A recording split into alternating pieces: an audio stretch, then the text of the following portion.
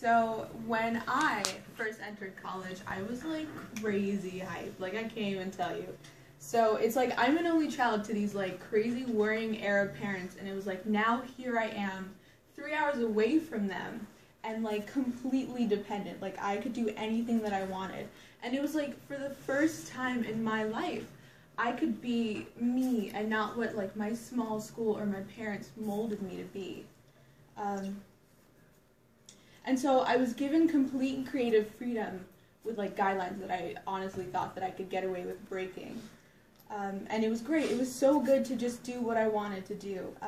But also, here is sort of how all that freedom, no former preparation, and that mentality did not work out for me at all. And I had to learn how to rebuild myself from scratch. And also, in case you were wondering, my jokes have no punchlines, just really bad eyebrows. Look at that. They're great, they're thick, they look like caterpillars.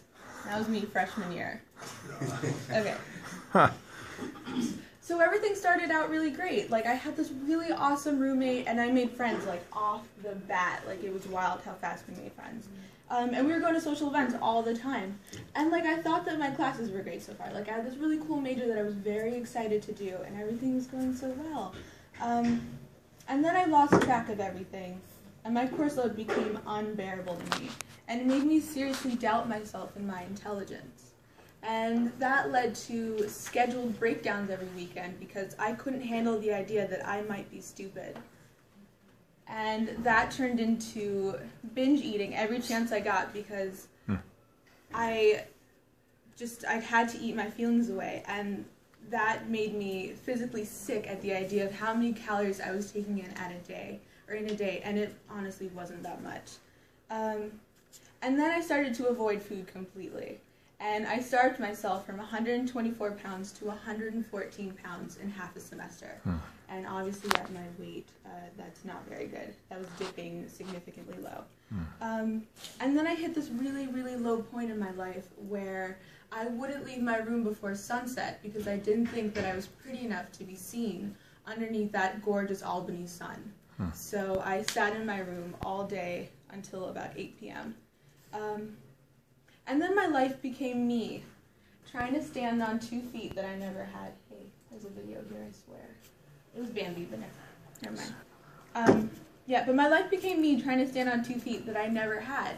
Because here I was this spoiled, entitled brat with no experience, no preparation on independence, and I was failing tests left and right because I didn't know how to study, which led to basically all the other problems that I told you about. And now when I look back, I realize that I was like Bambi when he was first born because every step that he took was so hopeful and optimistic, but every time he laid his hoof down, it caved in. And finally I was at my breaking point, and I was in the Froman bathroom that doesn't lock. I think it's on like the 2nd floor or whatever. And I was probably having the worst breakdown I've ever had in my life. It was in the middle of Goki's class, I remember it. It was at 9 a.m. And my best friend walked in right in the middle, not very, but my best friend walked in right in the middle of it, totally by accident. What a coincidence. And I realized 2 things that day. And the first was that the struggle doesn't define you. That the bad eyebrows and the messy hair and the breakdowns contributed to Naz, but they weren't Naz.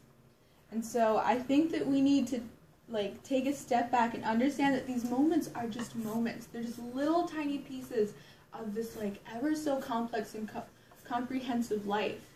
And even further, and the second part is that this complex life can be reset.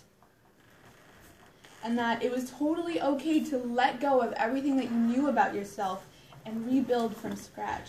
And I see now that what was happening to me and all these issues that I went through was because I was fighting this change of becoming a strong, independent woman. I wanted to stay a dumb teen.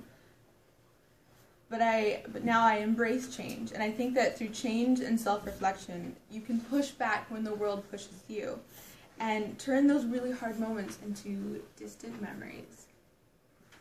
Thank you.